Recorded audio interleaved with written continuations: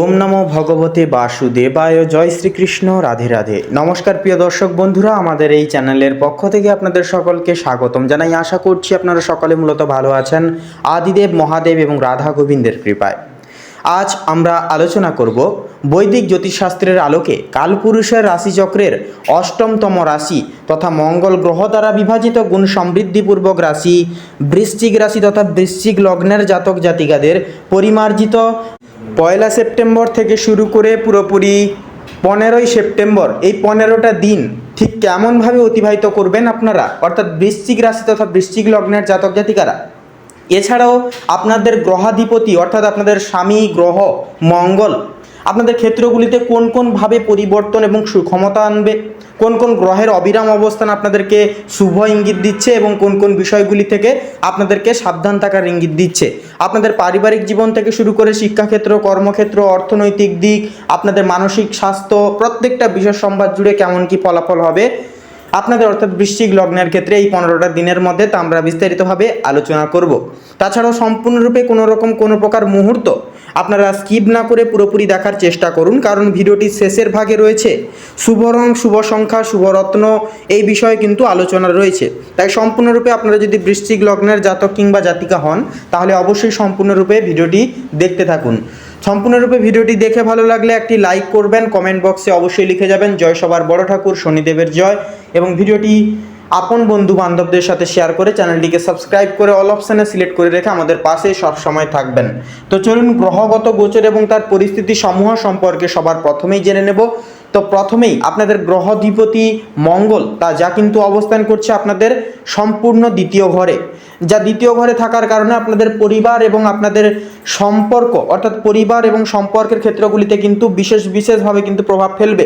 আর এছাড়াও আপনাদের কর্মক্ষেত্রেও কিন্তু শুভ প্রভাব কিন্তু ফেলবে, কারণ দ্বিতীয় ঘর হচ্ছে সম্পূর্ণ বন্ধুরা, প্রথম ঘর হচ্ছে আমাদের নিজের এবং দ্বিতীয় ঘর হচ্ছে আমাদের পরিবার, অর্থাৎ পরিবারের ক্ষেত্রগুলিতে কিন্তু বিশেষভাবে প্রভাব আনবে মঙ্গল।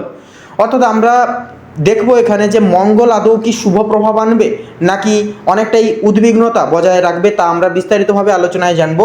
তো তাছাড়াও থাকছে দেবগুরু বৃহস্পতি, যা কিন্তু সপ্তমতম স্থানে থাকছে, যা কিন্তু শুভ ইঙ্গিত দিচ্ছে আমাদের দাম্পত্য জীবনগুলিতে, দাম্পত্য জীবনে প্রকৃত সুখভোগ আশা করা যায়। পাশাপাশি থাকছে শনি মহারাজ, যা থাকছে পঞ্চমার্ধে, যা আমাদের প্রত্যেকের সন্তানের ক্ষেত্রে অর্থাৎ আপনাদের প্রত্যেকের সন্তানের ক্ষেত্রে কিন্তু বিশেষভাবে গুরুতরভাবে কিন্তু প্রভাব ফেলবে। শিক্ষার্থীরা যারা রয়েছেন আপনারাও কিন্তু যথাযথভাবে ন্যায় সাপেক্ষে চলতে পারবেন, যেহেতু ন্যায়ের দেবতা কর্মফল দাতা আপনাদের ক্ষেত্রগুলিতে অবস্থান করছে। তো এই হচ্ছে গ্রহগত গোচর এবং আক্ষেপের যে অবস্থান। তো পাশাপাশি যেটা লক্ষ্য করা যাবে, কেতুর অবস্থানও কিন্তু দ্বাদশতম বিভাগে থাকবে। দ্বাদশতম বিভাগ হচ্ছে আমাদের সম্পূর্ণভাবে কিন্তু আমাদের সাফল্য থেকে শুরু করে অর্থনৈতিক প্রত্যেকটা বিষয়গুলিকে কিন্তু বিশেষভাবে গুরুতরভাবে প্রভাব ফেলে। সেক্ষেত্রে কেতু, এবারে দেখার পালা যে কেতু আদৌ কি শুভ দৃষ্টি দিচ্ছে নাকি অশুভ দৃষ্টি, প্রত্যেকটা বিষয়ে আলোচনা করতে চলেছি। তো সবার প্রথমে জেনে নিই পরিবার এবং আমাদের গৃহস্থ জীবন কেমন কি থাকবে। তো যেহেতু পরিবারের ঘরে অবস্থান করছে মঙ্গল, তো যেহেতু মঙ্গল অবস্থান করছে যার কারণে কিন্তু আপনাদের ক্ষেত্রে দেখা যাবে যে পরিবারে কিন্তু অকস্মাৎ কিছু সময় বিচলিত ভাব একটা পরিবারের সদস্য বৃন্দদের মধ্যে কিন্তু দেখা যাবে। কিছু সময় কিন্তু কোনো কিছু বিষয় নিয়ে অতিরিক্ত মাত্রায় পর্যালোচনা হতে পারে, কোনো কিছু বিষয়কে নিয়ে জটিলতাও কিন্তু ঘিরে ধরতে পারে আপনাদেরকে। পরিবারের কিছু বিষয় আপনাদেরকে কথোপকথনের দ্বারা মানভঙ্গন করাতেও কিন্তু হতে পারে পিতামাতার। পাশাপাশি যদি এই সময়টা এমন একটি সময় যে এই সময় কিন্তু আপনারা যদি একটি ভুল করে বসেন তাহলে ভুলের মাসুল কিন্তু বড়ভাবে দিতে হতে পারে। যদি সঠিক পথ নির্বাচন করে এগোতে পারেন, সঠিক সিদ্ধান্তটুকু বেছে নিতে পারেন, তাহলে কিন্তু জীবন আনন্দ ঘন হবে, কারণ স্বয়ং কিন্তু গ্রহাধিপতি আপনাদের পরিবারের ক্ষেত্রগুলিতে কিন্তু অবস্থান করছে। তো তার পাশাপাশি ন্যায়ের দেবতাও কিন্তু আপনাদের সাপেক্ষে পঞ্চম ঘরে কিন্তু অবস্থান করছে, যার কারণে কিন্তু রাজকীয়ভাবে একান্তই বলা যাবে যে আপনাদের সম্পূর্ণ ভাবনার উপরে কিন্তু ফল প্রাপ্তি ঘটবে। তাই একান্তই বলবো পজিটিভিটি সবসময় রাখার চেষ্টা করুন জীবনে। সম্পূর্ণ গুরুজন এবং বয়োজ্যেষ্ঠদের বিশেষ কিছু পরামর্শ এবং নেতৃত্ব জীবনে গ্রহণ করে চলার চেষ্টা করুন। সম্পূর্ণরূপে কিন্তু আপনারা সঠিক পথ নির্বাচিত করে জীবনে সুক্ষমতাভাবে এগিয়ে যেতে পারবেন। তো এর পাশাপাশি যেটা লক্ষ্য করা যাচ্ছে আপনাদের দাম্পত্য ক্ষেত্রগুলিতেও কিন্তু সম্পূর্ণভাবে দেখা যাচ্ছে পরিবর্তন অনুভব করতে পারবেন। অর্থাৎ যেই সকল সমস্যাগুলি আপনাদের ন্যূনতম সমস্যাগুলি যেগুলি ক্রিয়েটেশন করেছিল বা তৈরি করেছিল সেগুলো কিন্তু একান্তই দূরীকরণ হবে। দাম্পত্য জীবনের প্রকৃত সুখভোগ হবে। তবে নতুন প্রেম যোগের ক্ষেত্রেও কিন্তু কিছুটা বাধা সৃষ্টি হতে পারে। কিছু কিছু ক্ষেত্রগুলিতে আপনাদেরকে নানান রকম সমস্যার মোকাবিলাও কিন্তু করে চলতে হতে পারে।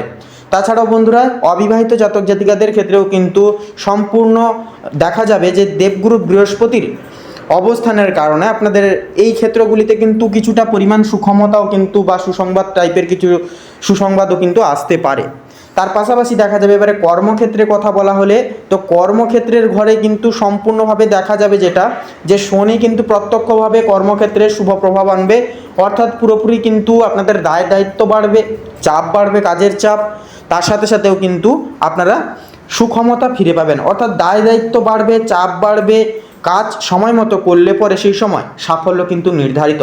কারণ হার্ডওয়ার্ক ছাড়া কিন্তু সাফল্য বা সাকসেস কিন্তু একান্তই পাওয়া অসম্ভব। তাই একান্তই যেহেতু আসছে সুক্ষমতা এবং ন্যায়ের দেবতার স্বয়ং শুভ দৃষ্টি আপনাদের উপরে পড়তে চলেছে, যার কারণে কিন্তু আপনারা নিজেদের কর্মের উপর বিশ্বাস রেখে সৎ পথ অবলম্বন করে এগিয়ে যান। সাফল্য নির্ধারিত চূড়ান্ত মাত্রায় কিন্তু থাকবেই থাকবে। অর্থনৈতিক ক্ষেত্রগুলিতেও কিন্তু দেখা যাবে বিশেষ মোটামুটিভাবে পরিবর্তন দেখা যাবে। 1 তারিখ থেকে 10 তারিখের মধ্যে কোনো কিছু বিষয় নিয়ে ব্যয় হওয়ার যে প্রবণতা সেটা কিন্তু অনেকটাই থাকবে।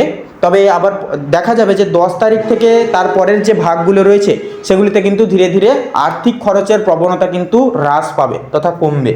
এবং আপনারা কিন্তু যদি চাইছেন কোনো জায়গায় কোনো সেভিংস অ্যাকাউন্ট করার বা সেভিংস করতে চান জীবনে যদি, তাহলে অবশ্যই আপনারা যে কোনো দিকে কিন্তু পদার্পণ বা পদক্ষেপ নিতে পারেন। স্টক মার্কেট বা cryptocurrency, share market, mutual fund এই সকল দিকে কিন্তু এই সময় না যাওয়াই বা ঝুঁকি না নেওয়াই কিন্তু শ্রেয়জনক হবে আপনাদের ক্ষেত্রে। কারণ মঙ্গল কিন্তু আপনাদের ক্ষেত্রে অনেকটাই কিন্তু অশুভ অবস্থানে থাকছে। আপনাদের গ্রহাধিপতি হলেও সেটা কিন্তু অশুভ জায়গায় থাকছে, পরিবারের ক্ষেত্রে থাকছে। পরিবারকে অনেকটাই কিন্তু কুপ্রভাব ফেলবে পরিবারের উপরে, যার কারণে পরিবারকে সাবধান থাকতে হবে, নিজেদেরকে সাবধান রাখতে হবে, সকলের দিকে লক্ষ্য নজর রাখতে হবে। তার পাশাপাশি কিন্তু আপনারা যে সামাজিক দিক থেকে যেটা সাপোর্টটুকু পেতেন বা প্রত্যেকটা বিষয় সম্ভার জুড়ে যে সাপোর্টটুকু পেতেন সেগুলি কিন্তু এই সময় পাবেন না। যার কারণে একান্তই বলবো আপনারা যতটা পারবেন ক্রিপ্টোকারেন্সি বা মিউচুয়াল ফান্ড অনলাইন কোনো বিষয় থেকে যতটা পারবেন দূরে থাকার চেষ্টা করুন, তাতেই কিন্তু লাভজনক হবে। ব্যবসায়িকদের ক্ষেত্রেও কিন্তু সময়টা কিছুটা লাভজনক হলেও ব্যয়ের পরিমাত্রা কিন্তু অনেকাংশেই বেশি থাকবে। কিছু কিছু সময় কিছু মৌলিক প্রস্তাবনা এবং বিশেষ কিছু বন্ধুবান্ধব বলুন কিংবা কোনো ভালো ব্যক্তিদের বা সুলভ ব্যক্তিদের বিশেষ কিছু পরামর্শ এবং সাহায্যের নেতৃত্বে আপনারা কিন্তু উপশম লাভ করতে পারেন। তাছাড়া শিক্ষার্থীদের ক্ষেত্রে কিন্তু সময়টা অনেকটাই প্রবর্তনাময়। কারণ এই যে সময়টা দেবগুরু বৃহস্পতি কিন্তু আপনাদের শিক্ষার ঘরে কিন্তু অবস্থান করবে, যার কারণে কিন্তু দেখা যাবে প্রত্যেক বিভাগের শিক্ষার্থীদের ক্ষেত্রে কিন্তু একান্তই চূড়ান্ত পর্যায়ে থাকবে আপনাদের শিক্ষা গ্রহণযোগ্য এবং শিক্ষা নেওয়ার যে প্রবণতা স্বয়ং থাকবে। তার পাশাপাশি শনি মহারাজ, যা কিন্তু আপনাদের কর্তব্য এবং দায়িত্ব পালন করতে কিন্তু অনেকটাই সহায়ক করে তুলবে। তো সেক্ষেত্রে নিজেদেরকেও চেষ্টা করতে হবে, নিজেদেরকেও কিন্তু চেষ্টা চালিয়ে যেতে হবে। কারণ শুধুমাত্র গ্রহের ওপরে নির্ভরযোগ্য করে থাকা এটা কিন্তু সম্পূর্ণ ভুল। নিজেদের দিক থেকে চেষ্টা করে যান, পাশাপাশি গ্রহের ওপর, গ্রহ গোচরের ওপর বিশ্বাস রাখুন, ভগবানের ওপর বিশ্বাস রাখুন। বাকিটা আপনারা সময়ের হাতে ছেড়ে দিন, দেখবেন চমৎকারী সব পরিবর্তন ঘটবেই ঘটবে। তো সেক্ষেত্রে তার পাশাপাশি যেটা লক্ষ্য করা যাবে বিদেশ বিভাগের ক্ষেত্রে, টেকনিক্যাল মেকানিক্যাল লাইনের ক্ষেত্রেও কিন্তু বা হসপিটালিটি, হসপিটাল ম্যানেজমেন্ট টাইপের কিছু সমস্যা, অর্থাৎ এই সকল শিক্ষামূলক ক্ষেত্রগুলিতে সাময়িক কিছু সমস্যা দেখা দিতে পারে।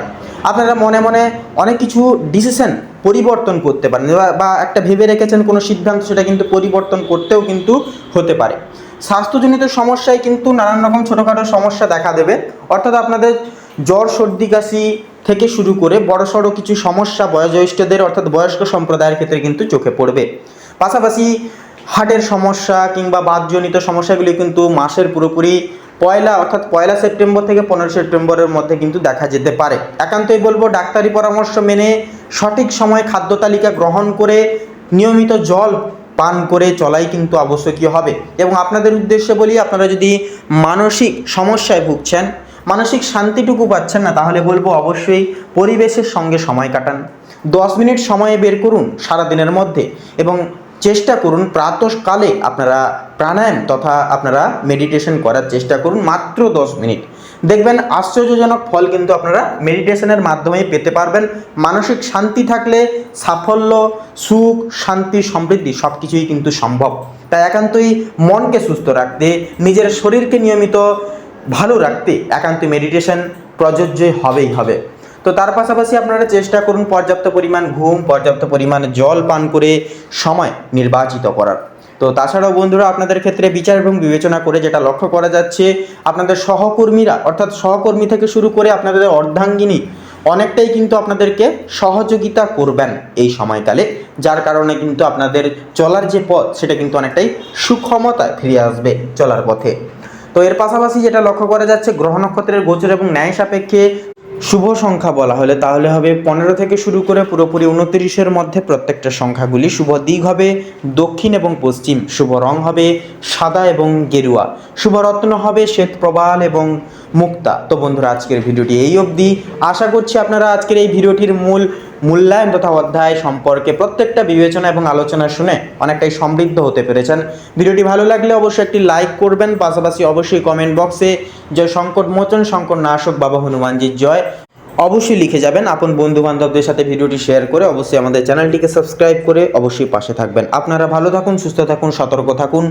প্রত্যেকটা মুহূর্ত আপনাদের সাফল্যের সাথে পরিপূরক হোক। নমস্কার।